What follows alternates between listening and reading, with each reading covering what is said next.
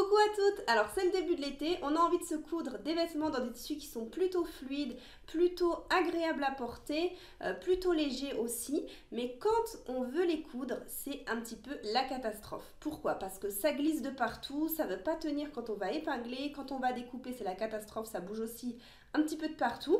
Donc si jamais vous voulez connaître toutes les astuces pour apprendre à coudre ce genre de tissu, restez avec moi jusqu'à la fin de la vidéo.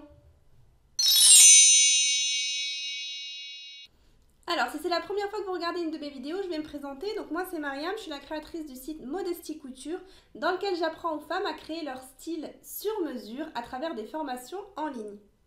Alors, la première astuce que je vais vous donner, comme vous le voyez ici j'ai un tissu, c'est du crêpe, c'est vraiment très fluide, ça bouge de partout. Donc la première astuce qu'on va utiliser, ça va être d'essayer de rigidifier nos tissus. Alors pour ça, on a deux solutions, on va devoir utiliser de l'amidon.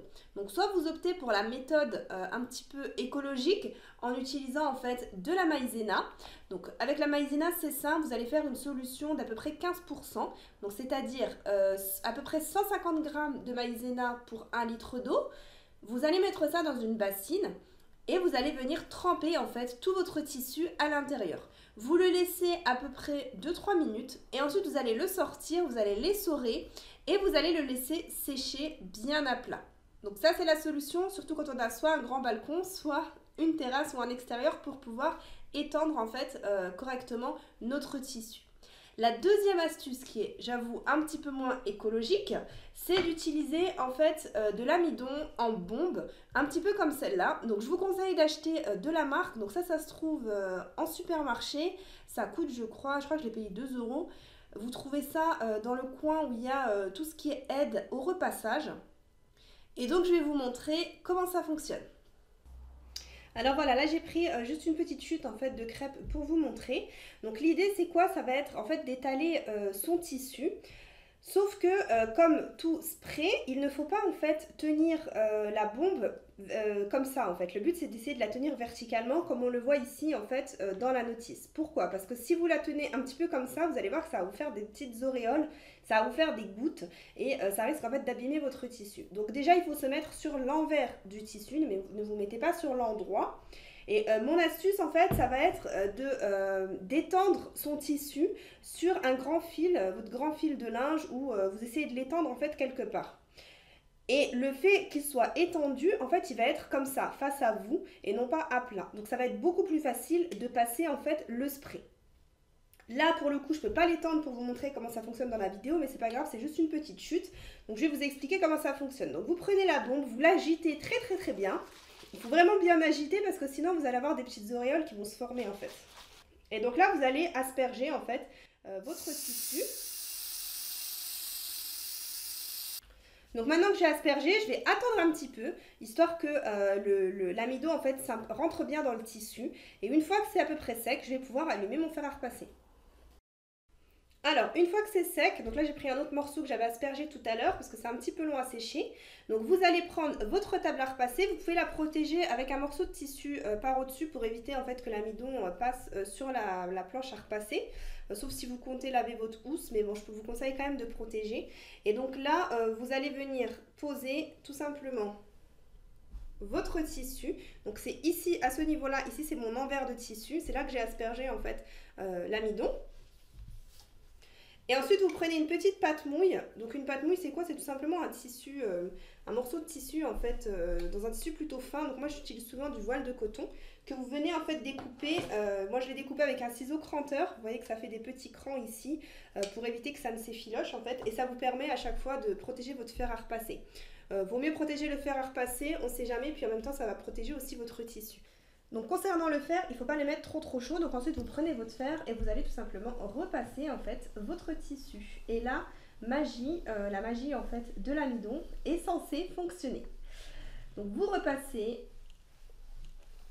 Il faut vraiment bien repasser pour que, si vous voulez, c'est là que l'amidon va faire son effet et va rigidifier en fait le tissu.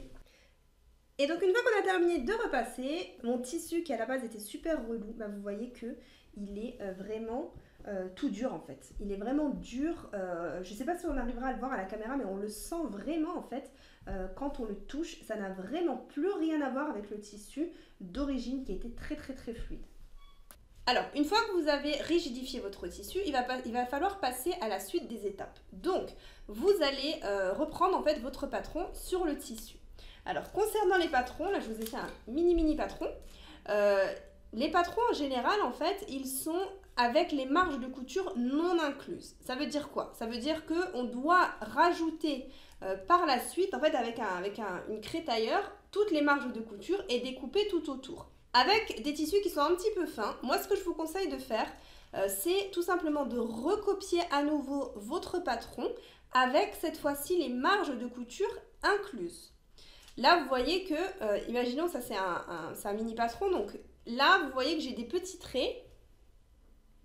Et en fait, ça représente, si vous voulez, les futures lignes de couture et donc ça représente le patron de base. Et je viens rajouter tout autour les marges de couture que j'ai choisies.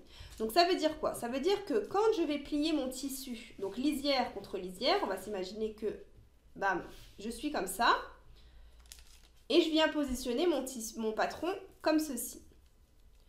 Donc là, ce que je vais venir faire, c'est que je vais venir épingler en fait mon patron sur le tissu. Et je vais venir utiliser des poids pour maintenir, on va mettre plusieurs épingles évidemment, mais on va aussi mettre des poids au centre pour bien maintenir le patron sur le tissu. Déjà, ça va stabiliser, c'est la première manière de stabiliser un petit peu plus. Ensuite, la deuxième manière de stabiliser, c'est justement d'avoir rajouté les marges de couture. Pourquoi? Parce que là, ça va être simple, vous allez prendre votre ciseau et vous allez venir recouper vraiment pile au bord du patron. Et le fait d'avoir le tissu qui arrive vraiment jusqu'aux extrémités, ça stabilise vraiment entièrement le tissu.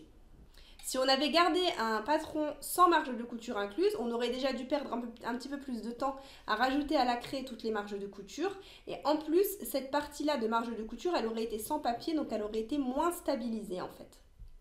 Une autre chose, quand vous faites votre patron pour ce genre de tissu, utilisez du papier de soie comme celui-là, c'est du papier spécial pour les patrons. Si vous utilisez du papier craft, ça va être un petit peu trop épais pour ce genre de tissu. Alors, concernant maintenant l'étape de la finition, vous allez voir que en général, une fois qu'on découpe nos pièces de patron, on doit passer à l'étape de l'entoilage. Alors, ce qu'il faut savoir, c'est qu'il existe plusieurs types d'entoilage. Pour ce genre de tissus qui sont plutôt fluides, il va falloir privilégier de l'entoilage qui est tissé. Donc il y a deux sortes d'entoilage principalement thermocollants. L'entoilage qui est tissé, qui a vraiment les mêmes caractéristiques qu'un tissu et qui est donc beaucoup moins cartonneux que l'entoilage qui n'est pas tissé. Donc ça c'est ça, vous allez en mercerie et vous demandez à la vendeuse de vous donner celui qui est tissé. De toute façon on le voit bien, c'est vraiment les mêmes caractéristiques qu'un tissu. On voit en fait le tissage sur l'entoilage. Donc cet entoilage-là, il va vraiment vous permettre de garder la fluidité de votre tissu de base et de ne pas avoir un effet vraiment trop cartonneux qui ne ferait pas une jolie finition au vêtement. Si par contre vous utilisez un tissu très noble comme la soie par exemple, en général on évite de thermocoller la soie. Ce que vous allez faire, c'est que vous allez utiliser un entoilage qui n'est pas thermocollant. Donc en règle générale, ce qu'on utilise, ça va être de l'organza qui marche très bien avec la soie. Donc ce que vous faites, c'est qu'en fait, imaginons vous avez un col à entoiler. Donc vous découpez évidemment votre col sur le tissu principal et normalement on découpe le col aussi sur l'entoilage. Donc là vous allez faire la même chose en le découpant sur l'organza. Et ensuite, au lieu du coup de passer un coup au fer à repasser, comme on ferait avec l'entoilage thermocollant, là vous allez superposer vos deux pièces et vous allez les bâtir ensemble. Et ensuite vous allez les utiliser comme si c'était une seule pièce de tissu, comme quand on fait avec l'entoilage thermocollant. Donc ça c'est le cas spécifique en fait de la soie. Alors ensuite on va parler de l'aiguille qu'on va choisir. Donc sachez toujours qu'il faut adapter en fait son aiguille de machine à coudre en fonction de son tissu. Donc pour ce genre de tissus là qui sont plutôt fluides et qui ont tendance plutôt à accrocher sur la machine, moi je vous conseille d'utiliser des aiguilles Microtex. Donc toujours les aiguilles, essayez de privilégier des aiguilles de marque. Schmetz c'est une très bonne marque par exemple pour les aiguilles. Et au niveau de la taille, vous allez être entre 60 et 70 en fonction de l'épaisseur en fait de votre tissu. Si votre tissu est vraiment très fin, partez sur une taille 60. S'il est un petit peu moins fin, partez sur une taille 70. Et là, vous êtes sûr d'avoir une jolie finition en fait avec ce genre d'aiguille. Ensuite, le dernier point, ça va être d'adapter son fil. Donc moi, je vous conseille toujours de garder la même fibre en fait que votre tissu de base. Si vous avez un tissu en polyester, vous pouvez partir sur du fil tout textile. Si vous avez un tissu plutôt en matière naturelle, comme le coton par exemple, vous pouvez utiliser du fil de coton, voire du fil de soie si vous utilisez de la soie. Encore une fois, utilisez du fil de qualité, prenez des fils de marque, ça va vraiment faire la différence au niveau de votre couture. Pour ce genre de choses, les aiguilles, le fil, prenez toujours des choses de qualité parce que ça conditionne vraiment le rendu final et la finition de votre vêtement. Et en plus, ça évite d'abîmer votre machine. Donc Mettler, c'est une très bonne marque, Gutermann, le fil de Mondial Tissu aussi est plutôt pas mal. Et évidemment, adaptez l'épaisseur de votre fil, il ne faudra pas utiliser un fil qui est trop épais. Et donc ensuite, avec toutes ces petites astuces-là, vous allez coudre en fait votre vêtement. Et une fois que vous avez terminé la couture du vêtement, c'est simple, il va falloir enlever évidemment l'amidon parce que le but c'est pas de porter le tissu aussi cartonneux que ça. Donc vous passez votre vêtement dans une bassine d'eau froide, vous le laissez tremper voilà, quelques minutes et ensuite vous allez le sortir, l'essorer et le faire sécher et vous allez voir que tout l'amidon en fait va partir. Et vous obtiendrez votre tissu aussi fluide qu'il n'était à la base. Donc là, vous voyez bien la différence entre ça qui est vraiment un casse-tête à coudre et ce tissu-là qui n'a vraiment plus rien à voir. Donc voilà pour mes petites astuces sur comment coudre ce genre de tissus qui sont un petit peu pénibles à coudre. Si vous avez d'autres idées de vidéos, n'hésitez pas à me les donner dans les commentaires. Si vous avez aimé la vidéo, n'hésitez pas aussi à la liker, ça me fait plaisir et ça motive toujours pour faire d'autres vidéos. Et encore une fois, n'hésitez pas à vous abonner.